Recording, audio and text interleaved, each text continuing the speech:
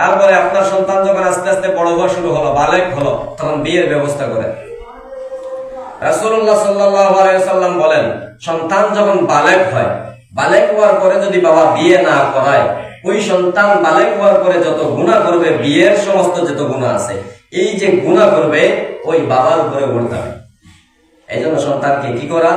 বিয়ে করা। এটা আপনার বাবার হক। সন্তান বালেগ হওয়া মাত্রই আপনি বাবা সন্তানকে বিয়ে করাবেন। আমাদের সমাজের পিতা মাতারা বলে সে এখনো নিজের পায়ে খাড়া হইতে পারে নাই। সে যদি নিজের পায়ে খাড়া না হয় তাহলে সে হাঁটে কিভাবে? এটা ভুল কথা বলে উদাহরণ দেওয়া যায় না। উদাহরণ দিতে হলে সঠিক কিছু দিয়ে উদাহরণ দিতে হবে। আপনি এই কথা বলতে পারেন, সে এখনো কাজ কাম করে নাই, সে নিজে ইনকাম এখনো করে নাই, তাকে কিভাবে বিয়ে করানো হয়? এই জন্য বিয়ে করানো যায় না। না, সে ইনকাম করে নাই কথা সত্য, যে আপনার মেয়ে আসবে, আপনার সন্তানের জন্য আপনার পুত্রবধূ হয়ে যে আসবে, তার রিজেক আল্লাহ বানাইছেন আগে, তারপর আপনার পুত্রবধূকে বানাইছেন, সে তার রিজেক নিয়ে আসবে। আর আল্লাহ পাক রব্বুল আলামিন সূরা নূরের মধ্যে ওয়াদা করছেন, যেই সন্তান অল্প বয়সে বিবাহ করবে, ওই সন্তানকে আমি আল্লাহ ধনী বানায় দেব, ওই সন্তানের রিজেক আমি আল্লাহ বানায় দেব। এই জন্য ওই সন্তানকে আপনি বালেগ হওয়া মাত্র বিয়ের ব্যবস্থা করা, বিয়ের ক্ষেত্রে পাত্র অথবা পাত্রীর প্রাধান্য দেওয়া, পাত্র এবং পাত্রীর মতামতকে প্রাধান্য দেওয়া। কিভাবে? আমাদের সমাজে এরকম ঘটনা ঘটে। আপনার এখন যাইয়া যদি আপনি আপনার মেয়েকে বিয়া দিতে চান, মেয়ের সাথে কোনো আলাপ আলোচনা নাই, আপনি পাত্র ঠিক করিয়া আগামী শুক্রবারে বিয়া ঠিক করে লাইছেন, আপনার মেয়ে কিছুই জানে না এ ব্যাপারে, না এমন হবে না। আপনার মেয়েরও মতামত নিতে হবে, যে অমুকের সাথে বিবাহ, তোমার মতামত কি? তারও মতামত নিতে হবে, তার মতামত প্রাধান্য দিতে হবে। রাসূলের জামানায় আম্মা জান আয়েশা সিদ্দিকা রাদিয়াল্লাহু তাআলা আনহার কাছে এক মহিলা আসে।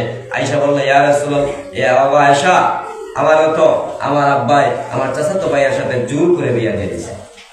কি করে? জোর করে বিয়া দিছে, বিয়াতে আমি রাজি ছিলাম না।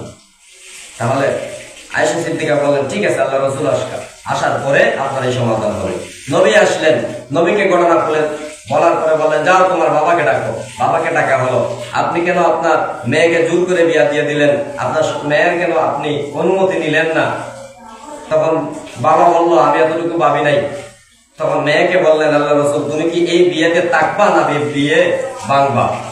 আপনি যেটা বলবেন সেটাই হবে। তাহলে বলেন কত বড় কথা, একটা বিয়ে আল্লাহ রাসূল বলছেন, যদি তোমার ইচ্ছা, তুমি ভাঙতে চাইলে আমি ভেঙে দিব, তুমি থাকতে চাইলে আমি থাকতে দিব। এই জন্য একজন পাত্র, একজন পাত্রীর, আপনার মেয়েরও অনুমতি আপনি নিতে হবে বিয়ের ক্ষেত্রে। আপনার মেয়ের যদি কোনো ব্যক্তি পছন্দ থাকে আপনি অনুমতি নিবেন। আপনার ছেলের যদি কোনো পছন্দ থাকে আপনি আগে অনুমতি নিবেন। এই জন্য আপনি বাবার হক, আপনার সন্তানকে প্রাপ্তবয়স্ক হওয়ার পরপরই বিয়ে করে দিবেন। সে যদি বিয়ের বয়স না হয়, অনেকে বলে এখনো তার বিয়ের বয়স হয় নাই, তার যদি বিয়ের বয়স না হয় তাহলে সে গুনাহ করে কিভাবে? গুনার বয়স হয়েছে, বিয়ের বয়স হয় নাই, এমন কথা না। আপনার সন্তানে গুনাহ করার আগে আপনি বাবা বিয়ে করে দিবেন এবং পাত্র পাত্রীর মতামতকে প্রাধান্য দিবেন। আপনার সন্তানের এই 12টা হক যদি আমরা আদায় করতে পারি, ইনশাআল্লাহ আপনার সন্তানও আপনার হক আদায় করবে। যদি আপনি আপনার সন্তানের হক আদায় না করেন, তাহলে আপনার সন্তানও তো আপনার হক আদায় করবে না। এই জন্য আমি একটু উল্টা আলোচনা করি। সকল আলেমরা বয়ান করে এক কাতারে পিতা মাতার হক, আমি করি সন্তানের হক, সবাই করে স্বামীর হক, আমি করি স্ত্রীর অধিকার। এই জন্য আগে যদি তার স্বামী যদি তার স্ত্রীকে প্রাধান্য দেয়, তাহলে অবশ্যই স্ত্রী স্বামীকে প্রাধান্য দিবে।